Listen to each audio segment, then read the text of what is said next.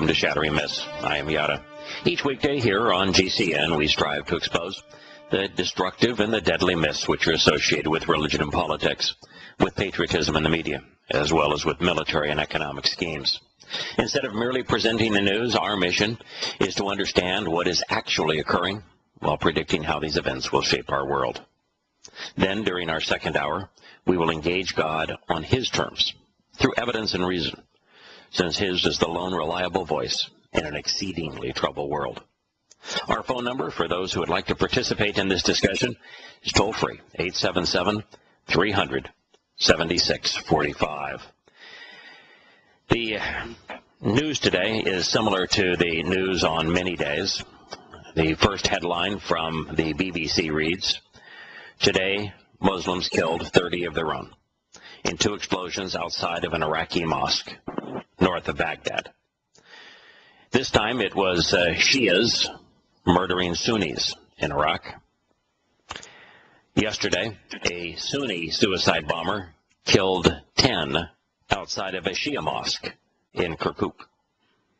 Hours before that, 12 Shias were murdered by a Sunni suicide bomber in a Shia district of Baghdad. They're killing each other. Now, should we care that they're murdering each other? In a way, yes, I suppose. The reason I think we should care is that in the case of Iraq, we made it so. We created the Iraq that is torn in the midst of a civil war. We armed both sides. We made certain that the Iraq that we left behind would display this kind of Muslim-on-Muslim violence.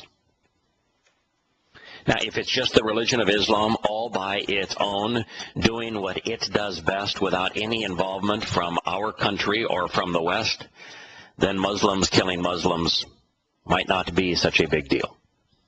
After all, if they're killing one another, they're not killing others. But we made this possible. Our invasion of Iraq created the climate of terrorism. It was not, if the invasion of Iraq was to go to war against terrorism, as it was stated, then that war backfired. Because a country that was not plagued by terrorism is now the country most plagued by terrorism. So if you're a patriot, you may want to chew on that for a while. We move to the next headline. In Pakistan, 2 bombs killed 13 outside of 2 mosques along the border with Afghanistan. 30 were mutilated. Now you may hear that and you say, well, once again, it's Muslims killing Muslims at the source of Islam, the mosque, just as it was in Iraq. And you may say, so if they're killing one another, they can't kill us. And what hope is there for them anyway in a country ravaged by Islam, poisoned by Islam, where there is no opportunity for anyone to choose anything other than Islam, at least, and live through it? Well, once again, we facilitated this terror. We did so by first using the Taliban, which was an agency of the Pakistani government, to terrorize the Afghani people, because we wanted to give the Soviet-backed government a taste of what they gave us in Vietnam. And then after building and using the Taliban, we decided later we would go to war against them, all the while supplying arms to Pakistan while fighting one of Pakistan's agencies. And our invasion of Afghanistan has created this monster now where Afghanis and Pakistanis are at war with one another. When you aid and abet murder, you can't just look at murder as if it's those people far away killing themselves. What does this have to do with us? Hello, Larry. I'm glad you're with us this morning. Sad news that the scenarios that the United States is principally guilty of creating where we, based upon outright lies, invaded two countries and made bad situations in those countries infinitely worse, and America far more susceptible to being destroyed by these foes than ever before. And I would say, what's new? What's new? Yeah, what's new? This is the ongoing. We're going to invade here. We're going to spread democracy. We're going to free the hell out of you people. Yeah. It doesn't work like that. Yeah. When the Greeks tried to compel democracy, when they tried to force choice on the surrounding nations, and the Delian League was created entirely for political reasons. It was not created because the Greeks thought that their political decisions were more noble, valid. They weren't indoctrinated like we Americans have been, where we consider democracy to be godly, where we consider ourselves to be superior to other countries because we embrace democracy. Democracy has only existed for any length of time in two places on Earth. One is the most ruthless country, probably in human history, which would be Sparta, where they enslaved all of the neighboring populations to do all of their work, brutally enslaving them, so that they themselves could spend all of their time beating their women and training their sons to be warriors. That would be Sparta. Right. Yeah. And the other example speaks of we're going to force you, compel you to be democratic, whether you want it or not. The other example is the Delian League, born out of Greece. This was a political mandate. And the purpose of the Delian League was not to provide the virtues of something that the Greeks valued upon the neighboring islands and coastlands. It was that the Greeks had done so many things to tweak the nose of the Persians that they wanted a buffer zone. They wanted other people to be in league with them that would buffer the ongoing assaults of the Persians. And so they compelled their political system of democracy on the neighboring coastlines and islands, and it failed miserably. So we have a historical precedent for what the United States is attempting to do, and it does not work. By the way, Larry, was America founded, let's forget about what America is now, was America founded as a democracy? Oh, absolutely not. That's the antithesis of freedom, because it's where 51% of the people can put 49% of the people into slavery. That's this correct. was a republic. And it was supposed to be a nation of laws. And, of course, today, we look at our ruling class, and they look more like royalty to me. But we are particularly. Yeah, in fact, the United States government more and more is ignoring its own constitution. It kills without due process through its drones systems, and no one is being held accountable. Among other things. It does wiretaps on the media without any justification. It turns its taxing agency onto political foes. It lies and therefore commits perjury with reckless abandon. The United States government now acts, as do the politicians that manage it, as if those laws that they impose on others don't apply to them. Oh, that's right. I mean, that's where we're at. We all see it. The king has no clothing. If you were to go back 30 years, maybe 40 years, somewhere in that period of time, no one spoke of democracy being the great guiding light of America. It was published, taught in the schools and in the media that America was a republic. And even the U.S. military's training materials spoke of why the founding fathers were so opposed to democracy. It is the tyranny of the majority.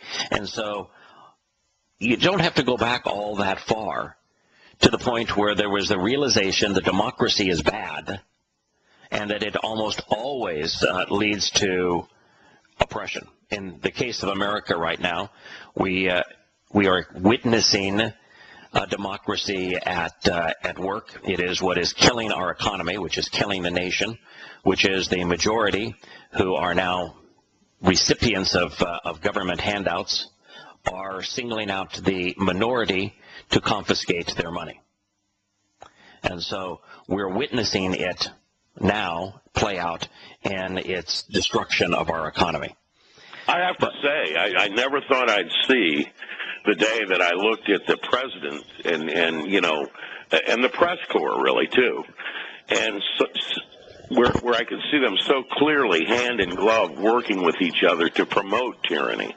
Right, and they are. I thought I'd see it. I know they are, and I never thought I'd see that day.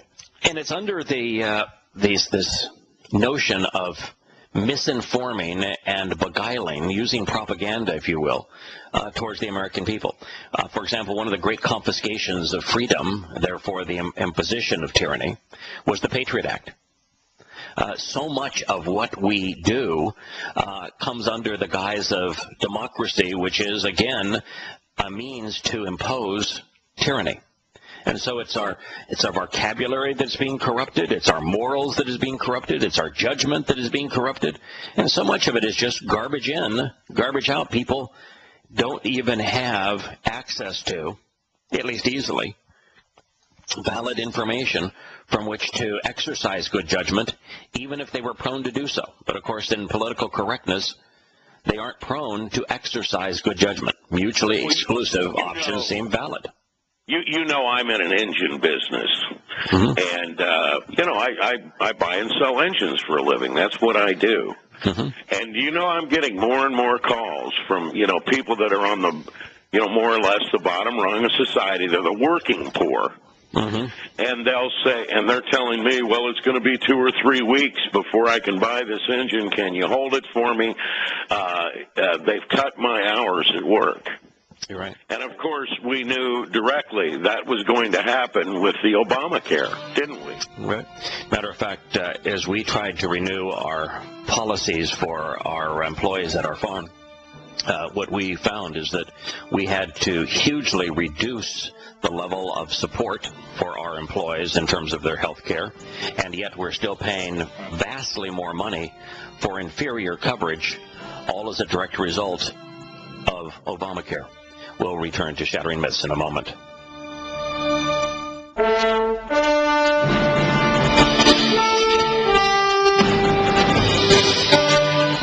We have Larry on the phone with us this morning. Larry, there was an interesting comment in the news that strikes a chord with something you and I were talking about, which is that there is a sizable difference between a democracy and a republic.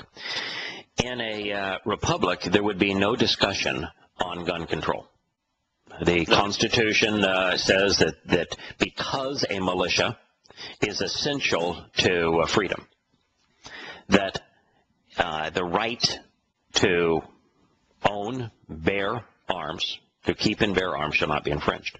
And so in a republic, there would be no discussion on invalidating the Constitution.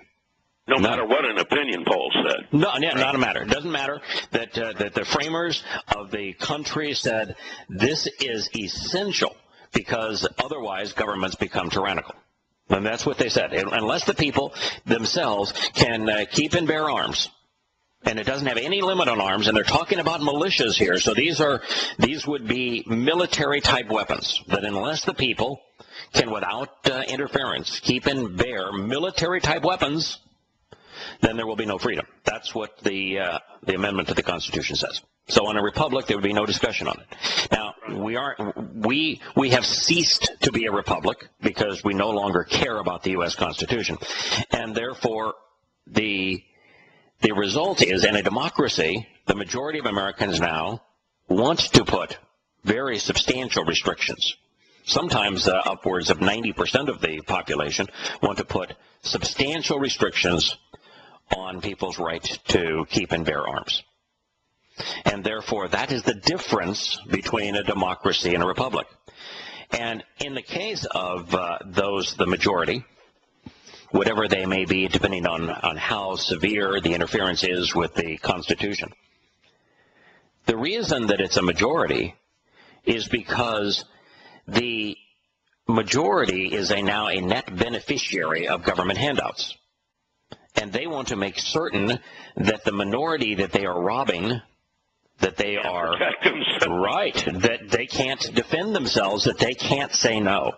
That if the only guns are owned by the government that they are now dependent upon, stealing money from others, if they're the only ones that are armed, then there is no end to their benefits so long as there is still money to confiscate.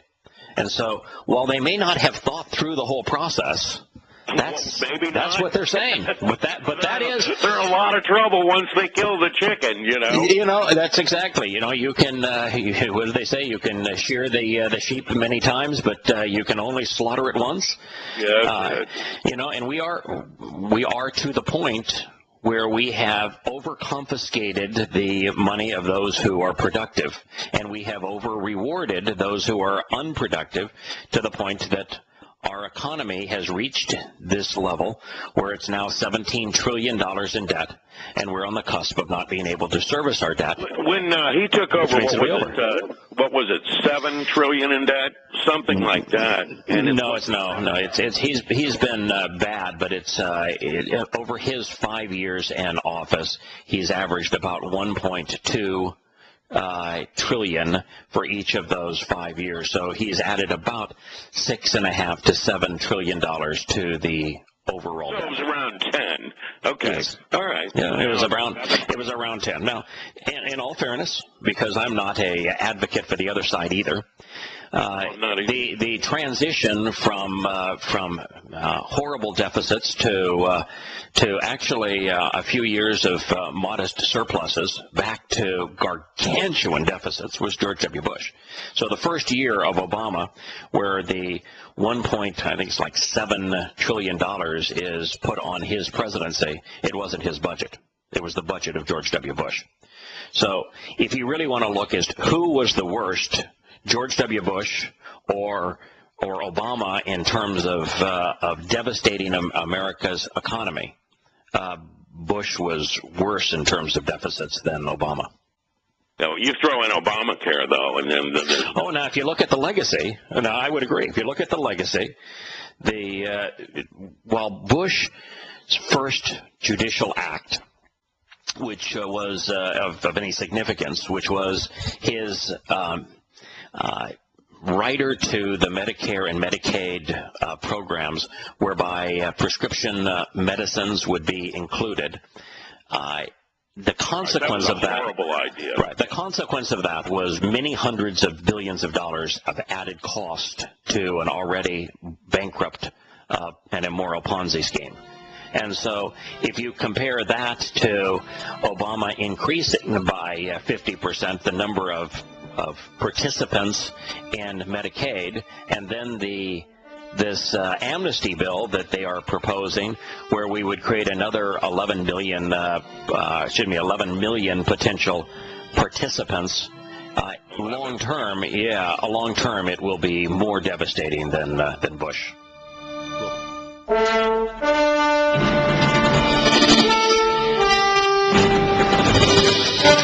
Hello, welcome back to Shattering Myths. I'm your host, Yahowah. We are here with Larry. Turning to other bombs in the news, Larry, Reuters is reporting that a car bomb killed at least 3 people outside of a hospital in the Libyan city of Benghazi. The quote from one of the victims says, "This is the flesh of our sons. This is what the militias have given us," said one witness at the scene. And we empowered the takeover of Libya, which was being run by an essentially useless syphilitic, to be now controlled by jihadists. It's a whole mob of Islamic terrorist organizations that now control the country. There was one report that came out. We've given them plenty of stingers, too. I understand about 10,000 of them. Yes, we have. And guess what they'll do with those? Oh, wow. The same. Yeah. Yeah. Whoa. Yeah. Now I shouldn't laugh. I mean, it's the consequences are bad.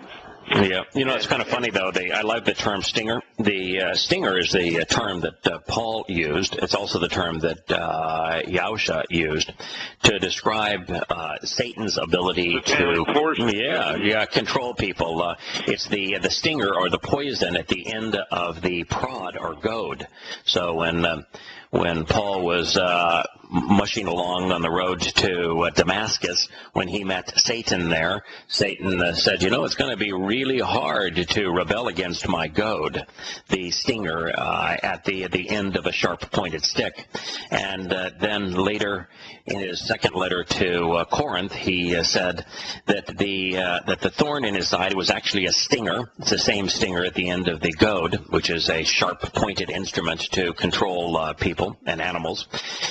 He said that stinger in his side was, in fact, one of Satan's demons, that he was demon-possessed. Yahowah, speaking of this, says that it is the scorpion stinger. He says that metaphorically, that is the means that Satan uses to poison and intoxicate and incapacitate and control individuals so that he can devour them. And so the stinger is an interesting title for this.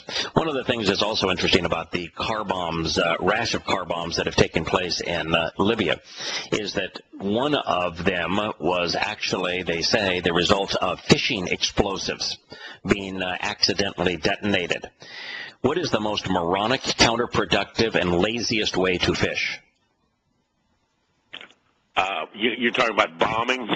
Yeah, bombing. You use explosives. If you use explosives, all the fish die, and they all come to the surface, and you just scoop them up. The problem is that's the last time you can fish. Because, that's a problem. You kill everything. So, it doesn't matter what happened here. It was stupid. A roadside bomb in southern Afghanistan has killed at least 10 civilians, most of which were women and children. The vehicle the victims were traveling in was hit by an improvised explosive device, of course, perpetrated by Muslims upon Muslims. It is a lovely situation that they have built for themselves. Now, it's not to say that the conditions in Afghanistan were lovely before the American invasion. The Taliban created a hellish environment for women. But everything that is known by anyone who is privy to what's happening in Afghanistan say that the treatment of women in Afghanistan now is far worse than it was under the Taliban. So really all we did is make the situations worse for women, and now terrorism, which did not exist there, is rife. Seems like we're in a rut in doing this. Well, one of the things that really upset me, I remember, was I said, "What are we doing over there?" Because I saw this news article where a woman, for whatever reason, she was giving 200 lashes. 200 lashes, that's going to come close to killing you to begin with. And then, at the end of that 200 lashes, she was taken out and shot in the back of the head. Well, that'll teach her never to do that again. It is the Stockholm Syndrome. In fact, I was just reading about the Stockholm Syndrome and at the end of the first chapter of Paul's letter to the Galatians. There's a glaring example of the Stockholm Syndrome. We had a guest on this program many months ago that spoke of the Stockholm Syndrome as Muhammad's greatest achievement, that when he allowed Muslim men to abuse Muslim women, to imprison them when they saw fit, to beat them as they saw fit, and to kill them as they saw fit, then any brief pause in the abuse that women were suffering at the hands of Islamic men was seen as merciful. And so the men who were the perpetrators of horrible oppression were considered to be the defenders of these brief moments of liberation from torment, and it was the thing that caused Islam to flourish. It is also apparently the thing that caused Christianity, based upon Paul's letters, to flourish. He positions himself as a brute, as a savage man who imprisoned, who bludgeoned, and who murdered the first Torah observant Jews who were following Yahowah. And when he stopped incarcerating them, when he stopped bludgeoning them, when he stopped murdering them, they said that he was to be glorified and he was praiseworthy. And so it is, again, the Stockholm Syndrome that we see in effect. We see that all over the world. Yes, we do. It is a very common thing. It's even seen in America with the government continuing to overburden, overtask, rob its people. That the brief interludes where they're not doing horrible things, the government is glorified. You know, I was seeing today, Yada, that Jay Carney, you know, he's the spokesman. He's the guy they put up as the buffer between the liars so he can tell another lie. You know, talking about Benghazi and the IRS and the AP scandals and all that. He says, Jay Carney, I dismiss the idea that these are scandals. Well, that's like dismissing the idea that water is wet. I mean, what is wrong with this guy? Well, denial. Denial is one of the precepts of politics. You know, the president got caught lying multiple times on Benghazi. Got caught with malfeasance related to the IRS. Got caught inappropriately wiretapping the Associated Press. He had a series of on and on and on. I mean, these things you're talking about. And then he says, you know, I was watching Obama today. I was reading a lot of Drudge, and one of the things that he said was that you know, he found out when we found out, he read this stuff in the newspaper. He read these things in the newspaper. That was the first he knew of them. Yeah, well, it's certainly not true. Certainly not true with Benghazi. Certainly not true with Fast and Furious. It's certainly not true with any of them. Well, it could be true with the IRS, whether or not the Cincinnati office was operating independently. You know, one of the things that I talked about in the IRS scandal, since it still has some life, that really does bother me. The reason that there was an investigation of these charities is the fact that there's a new class of charity. It used to be 501(c), and now there's a 4C designation, and there's been this incredibly increase, a geometric increase in the number of lobbying political groups that are claiming tax-exempt status. And I think the solution here isn't to look into why conservative groups were targeted over liberal groups seeking this tax-exempt status. Well, we know why that was. The answer really isn't that at all. The answer is, since corporations, which are actually productive, versus political active groups, which are counterproductive, are taxed at 39%, we ought to lower the taxes and give tax-exempt status to corporations which actually produce jobs and build things that have value, and we ought to tax these groups that are applying for tax exemption. We ought to tax them 50 or 60%. We're providing exemptions to the very people who are destroying our economy, while we're overtaxing those who are providing benefits to the economy. That's the real issue, and no one seems to want to discuss that one.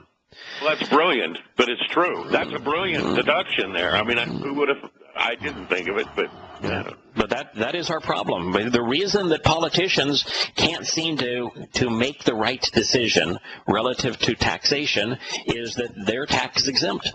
Now, one of the things that's also interesting is that the country in the worst shape now economically, in terms of economic trends in Europe, happens to be France. What did France do a year ago politically? Raise their tax rate to 70%. Right, because they elected a communist president, correct? Yeah. So the consequence of electing a communist president, whose mantra is what Obama wants to establish here: to each according to their need, from each according to their ability, and he imposed confiscatory taxes on the most productive French. The French economy is cratering faster than any economy in Europe. Well, we're kind of seeing that in the G5s, where communism is more and more and more advanced and promoted. You know, it came out, I think it was yesterday, that Merkel over in Germany, she was involved in communist groups, you know. Now, look at the United States. The United States was actually beginning to slowly emerge out of its recession. So what did Obama do? To get the debt ceiling increase, he demanded that corporations and the most productive Americans have their taxes rate increased from 35% to 39%. That's excluding state taxes now. These are just federal income taxes, that they be increased from 35, which were already way too high, much higher than the rest of the world, to 39%, while also reestablishing the payroll taxes on others. And what happened to the economy? It tanked again, and it's going to stay tanked. I think that's intentional, though. I think it's like you say, you know, the more people that you get dependent on the government, the more power government has, and the fewer people it has to answer to. They don't like answering to anyone for what they do. Of course, the problem with that is there's only a very limited amount of time that you can play that game.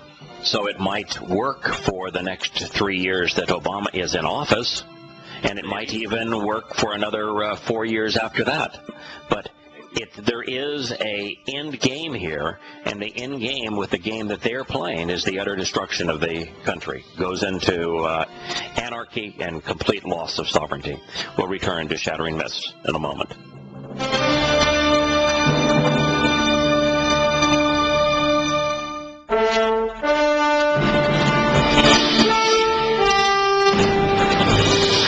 Welcome back to Shattering Myths. I'm surveying an article here that just repulses me. Larry, you know that I'm no fan of religion, that I view Islam as probably the greatest threat to the world today because it is so overtly focused on death and destruction and is so zealous in its application of death and destruction. I am concerned about Christendom because this false religion destroys a person's ability to think, and so long as people cease to be moral and can't think properly, that there is no way that they can defend themselves. And of course, I'm just disgusted that so many people have squandered their soul to such a pathetic lie. Judaism, though, is high on my list of religions that I despise. And today what we're seeing is tens of thousands of what they call ultra-Orthodox Jews. These are the Haredi. That they're now protesting in Jerusalem. Now, it's a place they would not be able to protest. They wouldn't even be able to live there had it not been for the Israeli Defense Forces. And they're protesting the fact that they're now being drafted into the military along with everyone else. Now, I'm no fan of the military. I think America would be vastly safer if we did not have a military, or if our military was reduced by 90% than we are with our present application and size of our military, which is strangling the country financially and being misapplied. All you really have to do to keep America free is honor the Second Amendment, and it would be impossible for anyone to rob Americans of their freedom. So in Israel, they have a different situation. There's only about 6 million, 7 million Jews in Israel, and they're surrounded by hundreds of millions of Muslims who hate them and are armed to the teeth with American weapons ready to destroy them. And so they really do have a different situation relative to their military. But the Haredi, these ultra-Orthodox Jews, these guys that dress in their little religious costumes. They got their black hats, they got their beards, they've got their white shirts and they play religious dress up. Right, they play religious dress up, and they spend all day being religious. They don't work.